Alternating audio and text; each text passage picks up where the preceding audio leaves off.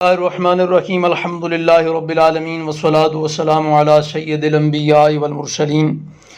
حضرت سیدنا ابو سعید خدری رضی اللہ تعالیٰ عنہ سے روایت ہے کہ ایک شخص رسول اللہ صلی اللہ تعالیٰ علیہ وسلم کی خدمت میں حاضر ہوئے اور عرض کیا کہ میرا بھائی پیٹ کی تکلیف میں مبتلا ہے۔ تو رسول اللہ صلی اللہ تعالیٰ علیہ وسلم نے ارشاد فرمایا کہ انہیں شہد پلا دو۔ دوسری مرتبہ وہی صحابی حاضر ہوئے تو اللہ کے نبی علیہ الصلوۃ والسلام نے اسے اس مرتبہ بھی شہد پلانے کے لیے کہا۔ تیسری مرتبہ وہ صحابی پھر حضور علیہ الصلوۃ والسلام کی خدمت اقدس میں حاضر ہوئے اور عرض کی یا رسول اللہ صلی اللہ تعالیٰ علیہ وسلم، آپ کے حکم کے مطابق عمل کیا لیکن شفا نہیں ہو رہی میرے بھائی کو۔ تو رسول اللہ صلی اللہ تعالیٰ علیہ وسلم نے ارشاد فرمایا کہ اللہ تعالیٰ سچا ہے، تمہارے بھائی کا پیٹ جھوٹا ہے، جا کر کے انہیں پھر شہد پلاؤ۔ تو اب جا کر کے انہوں نے اپنے بھائی کو پھر شہد پلایا، جس سے اسے تندرستی ہو گئی، وہ مکمل تندرست ہو گیا۔ اس حدیث پاک کو امام بخاری رحمۃ اللہ تعالیٰ علیہ نے کتاب الطب کے اندر بخاری شریف میں ذکر کیا۔ تو یاد رکھیں کہ اس حدیث پاک میں جو بات ہے وہ یہ کہ رسول اللہ صلی اللہ تعالیٰ علیہ وسلم کی خدمت میں جو صحابی اپنے بھائی کا عارضہ لے کے آئے، وہ معدہ خراب ہونے کی وجہ سے دست کے مرض کے اندر مبتلا تھے، یعنی ان کا پیٹ جاری تھا۔ تو اللہ کے نبی علیہ الصلوۃ والسلام نے شہد تجویز فرمایا۔ اب شہد جو ہے اگر بہت زیادہ کھایا جائے تو اس سے پیٹ جاری ہو جاتا ہے، دست لگ جاتے ہیں۔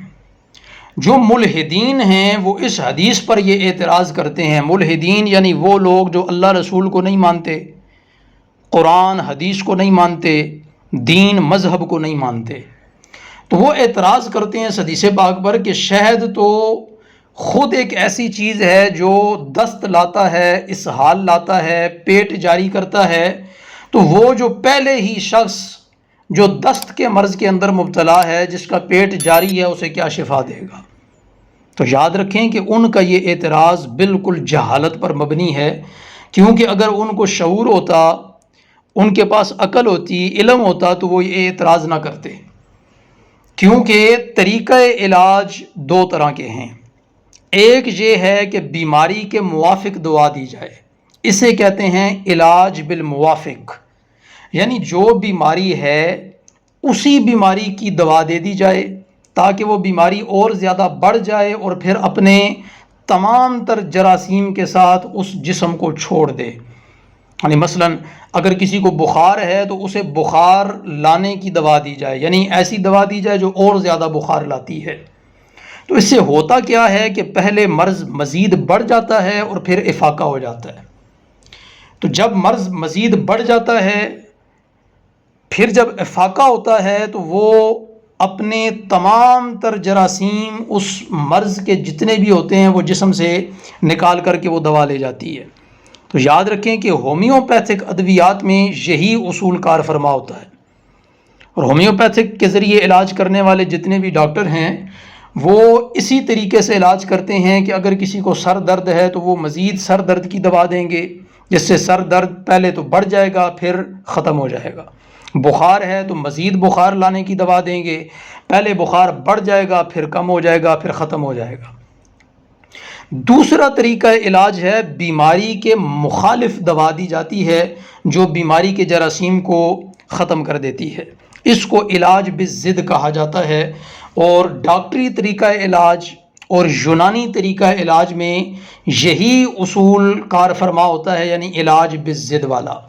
لیکن رسول اللہ صلی اللہ تعالیٰ علیہ وسلم نے پہلے طریقہ علاج کے مطابق، یعنی علاج بالموافق کے ذریعے مریض کے لیے شہد تجویز کیا تاکہ اس کے بدن کے اندر سے، اس کے معدے سے تمام فاسد مادہ اچھی طرح خارج ہو جائیں، اور ایسا ہی ہوا کہ تمام فاسد مادے اچھی طرح سے خارج ہو گئے اور اس کے بعد وہ مریض تندرست ہو گیا۔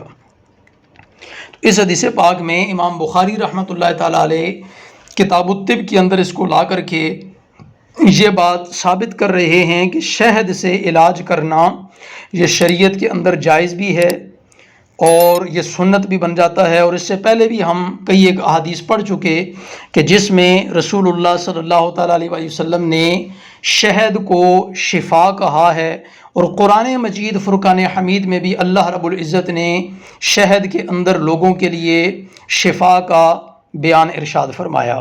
جس طرح کہ اس حدیث پاک میں بھی اللہ کے نبی علیہ الصلوۃ والسلام نے خوبصورت جملہ ارشاد فرمایا کہ اللہ سچ فرماتا ہے تیرے بھائی کا پیٹ جھوٹ بولتا ہے، یعنی اللہ سچ فرما رہا ہے فیہ شفاء للناس، اس میں لوگوں کے لیے شفا ہے، اور تیرے بھائی کا پیٹ جھوٹ بولتا ہے، یعنی وہ اگر ٹھیک نہیں ہو رہا تو وہ اس کا مسئلہ ہے، جبکہ اللہ رب العزت نے جو بیان فرما دیا وہ سچا ہے۔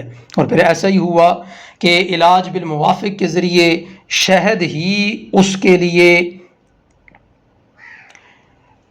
تندرستی کا سبب بنا۔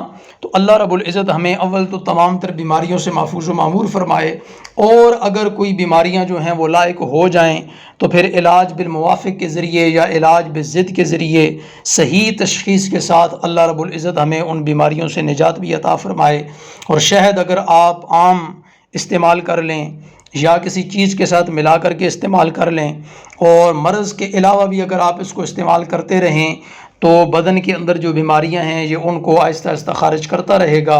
اللہ رب العزت ہمارا حامی و ناصر ہو، اور ہمیں تمام تر بیماریوں سے جو روحانی ہیں، جسمانی ہیں، بدنی ہیں، تمام تر بیماریوں سے اللہ رب العزت ہمیں محفوظ و معمور فرمائے۔